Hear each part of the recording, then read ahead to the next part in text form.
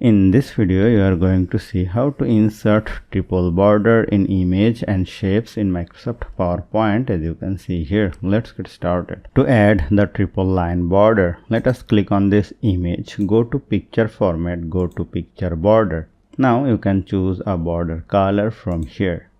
Go to picture border, go to wide, you can increase the wide from here.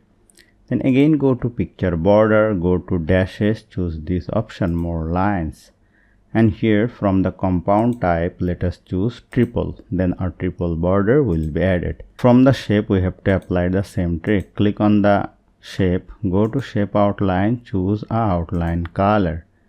Go to shape outline, go to dashes, click on more lines, and in the right side go to compound type and choose the triple. And from here you can change the wide. Let us choose 7 point and hit enter. Then our triple border will be added. So hope you found this video helpful. If you like this video, please share this video with your friends and family, and don't forget to subscribe. Thank you.